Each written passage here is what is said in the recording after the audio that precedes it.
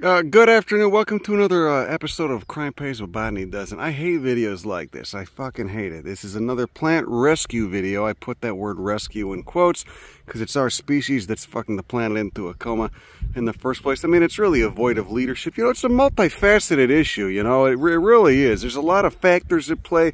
We're not going to get into that. But I will say the word rescue sounds so self-congratulatory and gratuitous and just kind of bullshit, you know. I just don't like that word rescue. I'm rescuing it. Yeah, well, all right, whatever. Anyway, we're out here. We're going to dig some plants. We've been blessed with nice weather. It's only 80 to 85. It was 110 here yesterday, but that's what's going on. They're, you know, they're chaining land. You can see the large chain over there. They're chaining, you can't see, it's behind there. They're bulldozing land and chaining land to graze cattle in what is essentially a desert.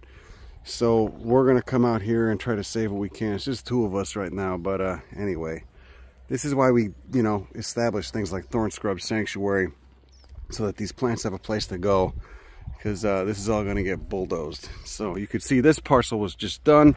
There's a big parcel over there. They cleared, they'll bulldoze it and then bring in all those invasive African grasses that have co-evolved with large megafauna, and so that's why they're so robust and they smother all the native plant life. So it kind of adds insult to injury. But again, you want to change this stuff, you don't shit on people, just you kindly and strategically try to get them to think about things in a different way, you know, because we really need a fucking paradigm shift, right? The way we're living as a civilization is incongruent with the way that life works here on planet Earth. So anyway, I'll shut up. Let's just keep going. Let's see what we can get.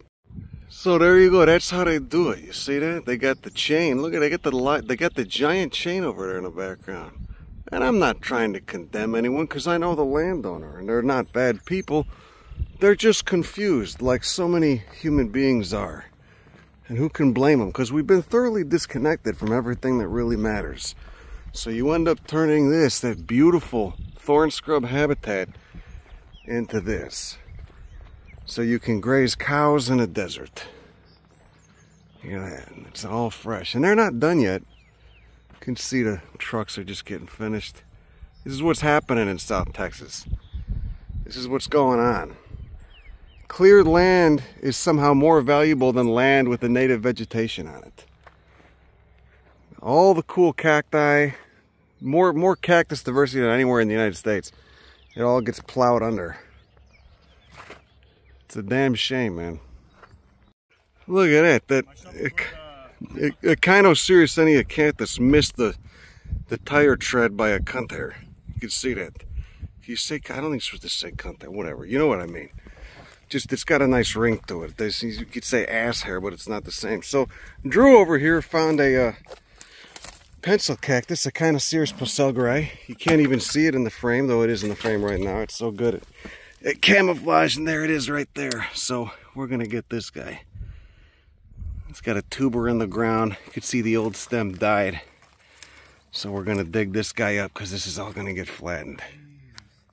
Mammillaria spherica. That's a beautiful. No, actually, is that hyderi? That's hyderi. Yeah, that's fucking sad. That sucks.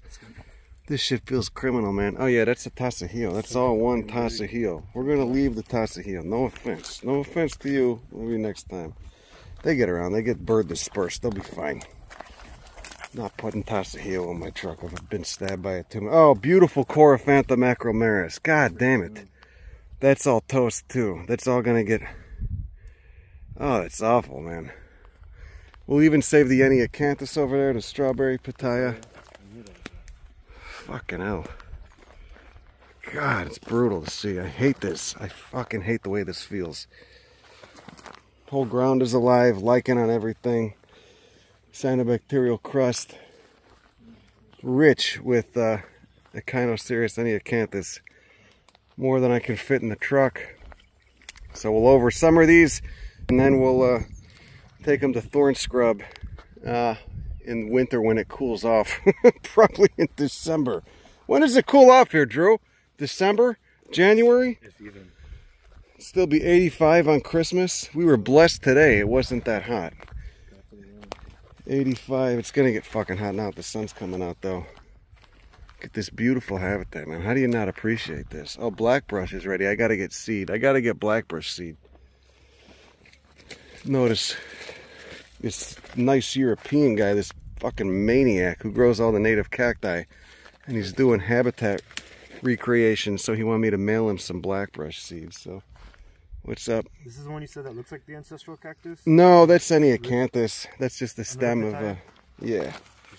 Yeah, no, Hematocactus looks like yeah, Hematocactus has ribs, Ancistrocactus has tubercles. This is all Tachilia canescens.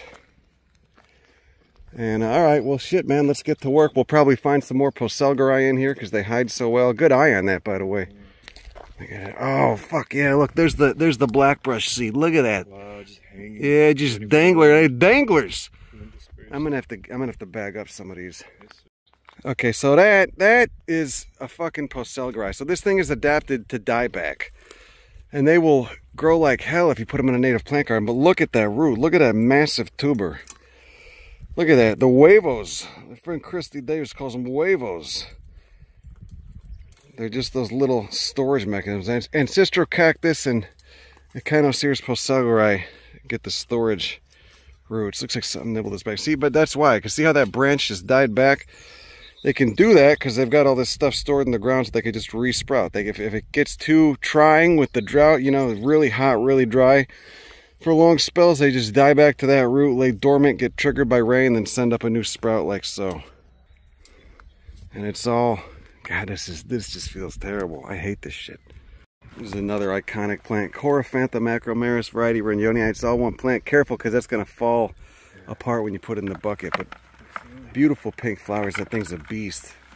We've grown many from seed. Beautiful blue color, even as seedlings. God, there's probably Poselgeri, more pencil cactus throughout here. There's no way to find it though. I'm gonna work on this hyderei.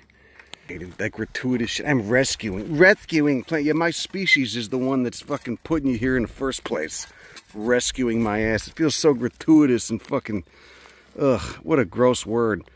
Some of the animal rescue people get fucking nuts. You ever notice that? I mean, some of them do good work, but some of them are really fucking nuts when you really talk to them. Holy shit. Anyway, there you go, mammillary hyder. Here we go. Not rescuing it, we're just moving it because our species is the reason that it's in fucking endangered in the first place. So there you go. Let's be honest here. Keep it all on the table. Don't bullshit yourself. Don't blow smoke up your ass. Huh? Don't be fucking phony.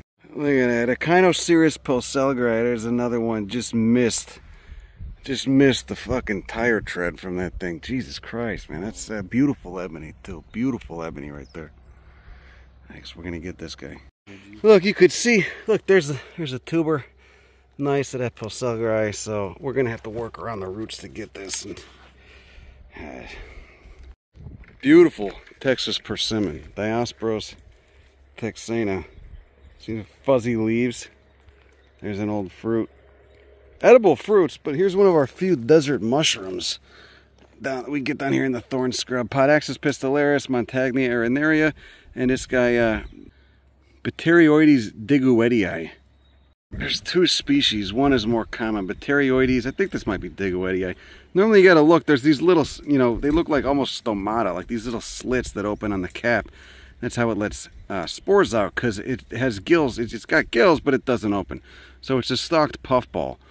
So being in a desert, you know, if you open your gills, you're just going to dry out immediately. So what it does is even go to the trouble. It just keeps those gills closed, forms this little ball on a stalk, dries out, and then waits for an animal to kick it over, at which point, get all the spores out. Oh, shit, I'm doing lines now. Ugh. Man, it's cool. It's a cool mushroom. It's eating whatever organic materials mixed in there with the calcareous, fine silted clays and all the other shit. You can see we're at the gravels right now, those Goliad gravels, the Goliad formation. And you can hear, I don't know if you can hear it, but you can hear the fucking machines just taking stuff apart over there. That squeaky wheel. Those squeaky wheels and tire treads they got. Ah, it kills me. Anyway, you could see the Senezo's taking over here, the Leucophyllum protestans. It's because the soil is thinner. Ugh, excuse me, the soil is thinner. The soil is thinner here. So, and this, because it's got that dense indumentum of wool on the leaves, can take a lot more. Oh, there's a massive horse crippler. Jesus Christ. The Leucophyllum can take a lot more heat and grow on thinner soils, and is more resistant to drying out. So it tolerates the aridity better because it's so silvery. It's got all that wool on it, which again act like trees on a prairie, you know, like a windbreak for a farmhouse, reducing that airflow across the leaf surface, and that airflow is what pulls moisture out of the leaves. So as a result, they can grow on this much thinner soil. See this rocky stuff. Not a lot of duff here. The soil is very close to the surface, as you can see over there. See where that rock escarpment is over there? We're basically at all this caliche and limestone. Jesus, I just accidentally, well, that was all this root. See, this guy was barely rooted in. I just pried him up with the shovel. He'll be all right. We'll just have to, we'll put him in some of that nice fine particled clay and transport him to Thornscrub next winter. I would not dare try planting any of this stuff now in situ, you know, in a field site, unless you could water it and check on it daily. All right, you know, you can tell if it's sunburning, if it's declining, whatever, because this stuff, it is just the wrong season. All right, for the next 6 months, it is hot as fuck. Look, it just had that one, well, two roots, one main root, but that's enough. He's got all that juice stored up in him, all those carbohydrates and moisture. He'll be able to pop out new roots pretty quickly upon being put back in the soil. That sucks, though. I wish I would have not done that. But again, there's barely any soil here. That just goes right into the rocks. So anyway, horse crippler cactus, everybody. Homolocephala texensis, formerly Echinocactus texensis. Look how fucking thin the soils are here. Wild.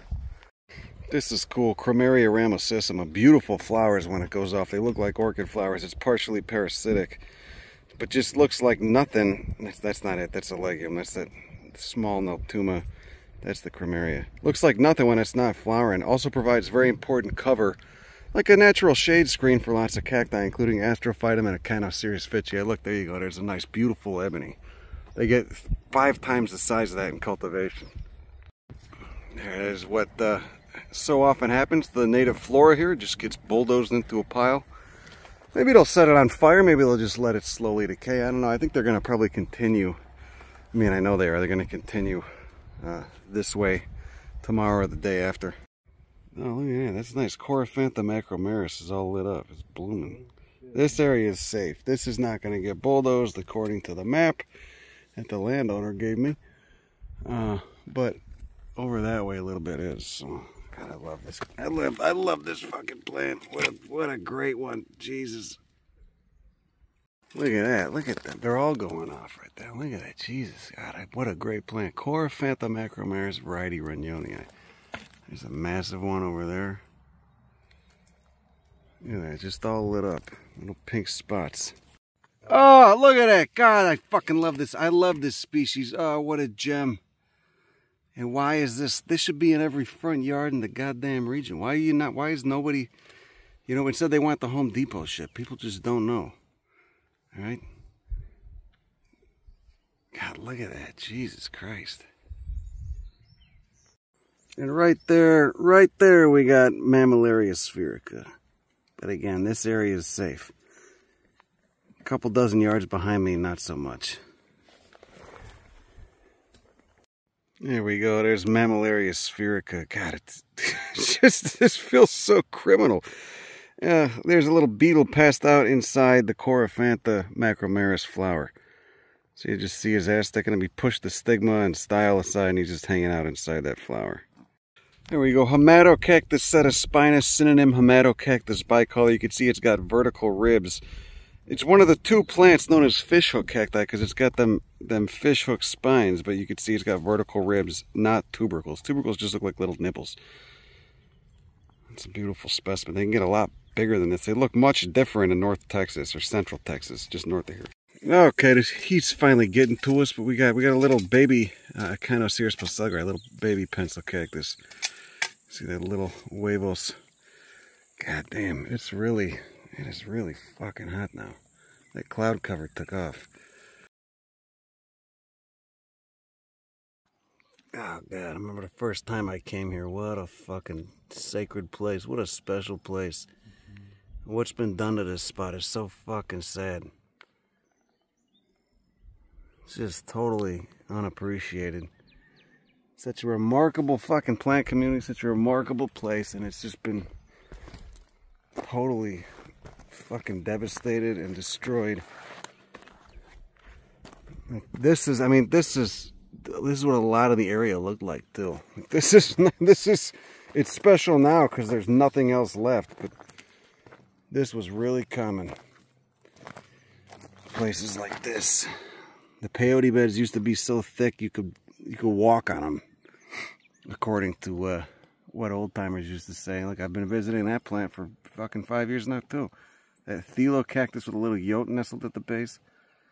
Echinocactus, of course, they're, you know, that's why they're the reason I bought one of those keyboard vacuum cleaners, because whenever you go to get seeds off of them or get the fruit, it always the bottom falls out of it, and so you just get little black seeds all over the top of the plant. What do we got here?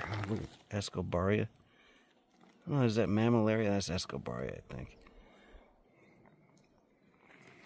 Such a special place. Oh God. And there's that plant specifically. Where'd it go? That plant specifically I've been visiting for 5 years. That plant's known me 5 years. Every time I come through, I say hi to it. It's like saying hi to a relative. Yeah, see that? Look, there's Echinocactus. See that? The bottom always falls out from it. You can still see the funiculus, that little white cord that connects it to the placenta. That's what connects the seed to the placenta, that little stringy thing. You can really see it on legumes. Open a legume pod or like a pea pod, you see the little funiculus. It's a little string that connects the seed to the placental tissue. Anyway, that's what happens when you get Echinocactus. But it's good because it works for it. Every time I take seed, I end up dispersing some inadvertently, which you should always do anytime. Anyway, you know, anytime you take seed from a plant, throw some seed around too. All right, do it a favor. You know, it's a mutualism. Be a human plant mutualism. But this is a great fucking species, and they're super tolerant of heat and dry. So hopefully I'll get more of these growing, and then we can start planting them out in people's yards, do a little bit of habitat restoration, thorn scrub, etc. Yeah, there you go. There's Echinocactus. Look at that beautiful pink flower. Anybody in there? Not that I can see. But you gotta watch out. Sometimes those bees, you know, won't think there's anybody in the flower, and then you'll see a little bee come out from way at the base of the stamens with their big ass. Bowser the Texas tour. He wants me to get out of here. Hey man, come on. What are you doing? That's what he's trying to do. He's trying to flip me? Yeah. You get some attitude on you, man. Look at that. But he doesn't bite. No. Damn.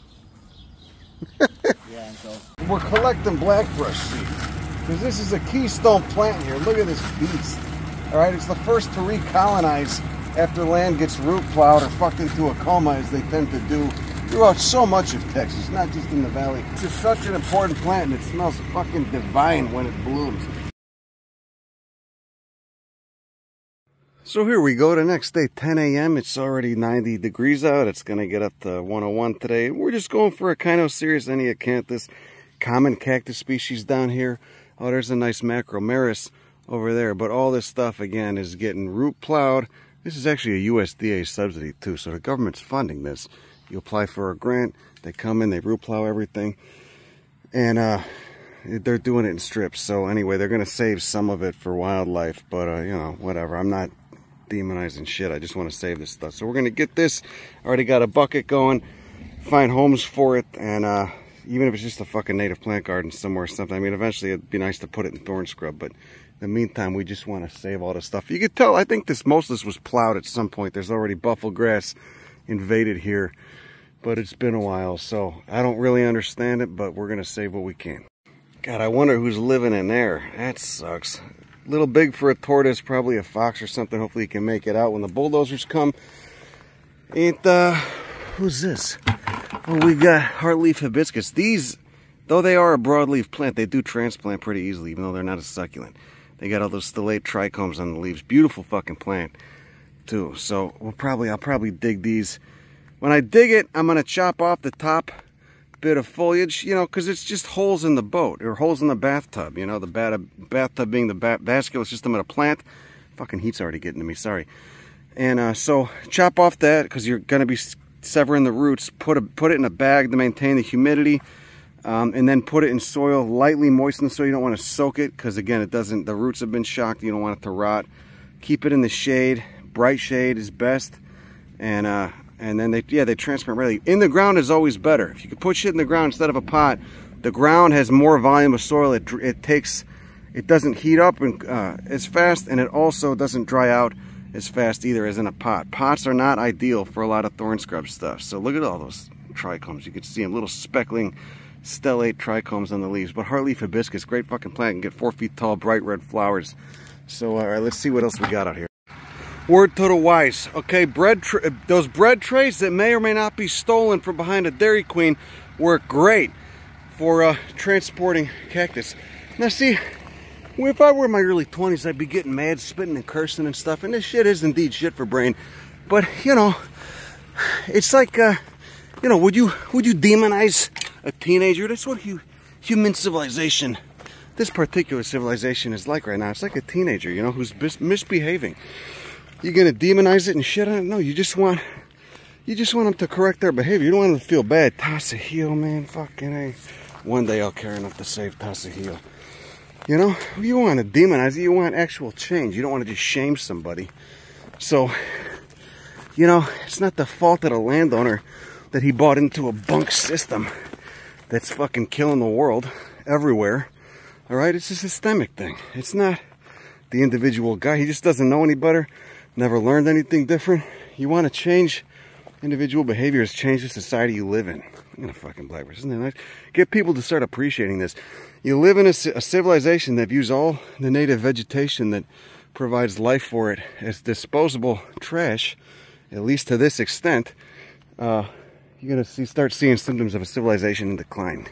So anyway, you know what I feel like too? I feel like this is like the scene in Pee-wee's Big Adventure when he's going into the pet store and he's saving all the pets. You know, you want to come in and you want to save the cacti and all this stuff, but then there's some plants you don't really want to save.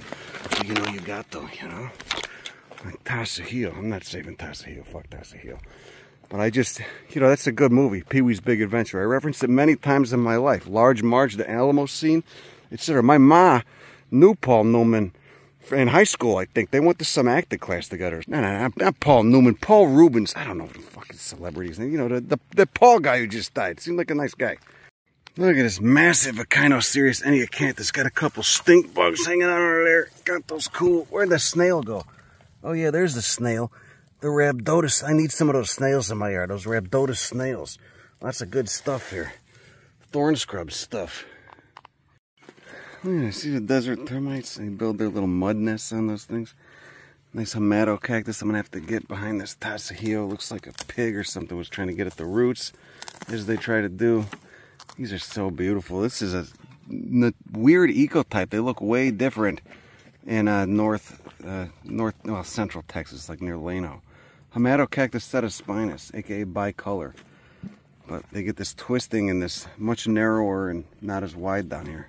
This is a nice one to get. Echinocereus pentalophus, this creeping Medusa head. Beautiful flowers when it blooms, but you always see it growing generally in the shade. Like most stuff, it can take a little bit more light in a garden setting, but you know, and they root easily from cuttings. So yeah, we'll definitely want to save this guy. This one here? Yeah, pentalophus, yeah. Yeah, this is okay. You know you're on a spectrum when you're collecting lichen. Look at this cool blue lichen. I've seen it out here in a thorn scrub. I don't know what species it is, but seeing as how it's going to get destroyed, growing at the base of a blackbird, I'm going to take a little bit of lichen. Hopefully I can keep it alive. Seems to like it hot with a, you know, a little bit of shade. You know, that's nice. Whatever little critter made this hole, built their little, you know, they built a little pergola structure with sticks. It's kind of cute, you know, very industrious.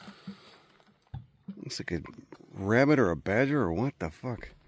That's nice though. So they got a porch. They can hang out outside without being in the sun. Okay, this is a cool one. Jatropha dioica. And you can see it's all one plant. They form these colonies. Leather stem, they call it. And the West Texas subspecies doesn't have broad leaves like that. They're much narrower. You know, so like many plants, you got a West Texas and a South Texas ecotype. Or a more eastern ecotype. But we're going to dig this up. It's got that succulent tuberous root. Plants are either male or female, never both. And so, I don't know where it'll go. We're just going to get it out of the path of destruction at least. Nice clump of arrrive right there.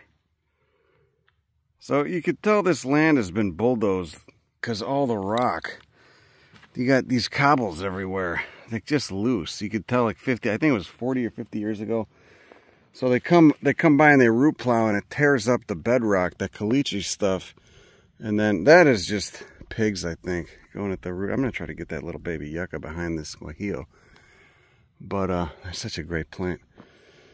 But yeah, you could tell. So since it was root plowed, there's probably not, I mean, there's less diversity than there would be if it was intact. There's so few intact parcels of thorn scrub, which makes me appreciate the little parcel we got, because it's never been fucking root plowed. So, God, I think I'm about to tap out soon. This thing is almost done. I've been pouring ice on my face too, just to cool me down. Here we go. There you go. Look at a trifecta, an armada of land clearance vehicles for destroying habitat, so you can graze cattle in the desert. Save this guy. Ah, it kills me. You're on the off day. Anyway, you know, again, it's not the landowner's fault. It's just misled. The system encourages this. It's not. You can't blame someone for how they were raised, what they were brought up in. It's the system itself. There's a void of leadership at the top. It just blows my mind though, man. No one person should be able to do this. Now, if you're wondering why Javi looks like he fell out of a Cabela's catalog, that's because, you know, the thorn scrub, he's suited up for the brush, for the pokey shits, right? That's right. What do you got? You got, what is this? You got your chaps or what? No, you don't got chaps.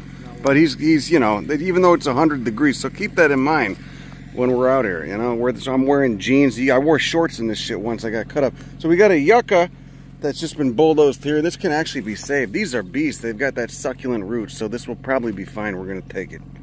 Yeah, see, there's the ancistro. See, the pigs uproot this and then eat the root because it's got a huge tuberous root, just like Echinocereus pulsegri. Not a lot of cacti, especially in this region, do that. Ancistrocactus does. It's a big tuberous root, and that's how you could see it growing open and exposed. Doesn't even need a nurse plant or any shade cover. Oh, God, look at all these rocks, too. Brought from hundreds of miles away. I just want to ask, you know, some of these landowners, you know, why do you hate the land? What did it ever do to you? It couldn't have done something that bad. Why do you hate it? Don't you want to just let it go?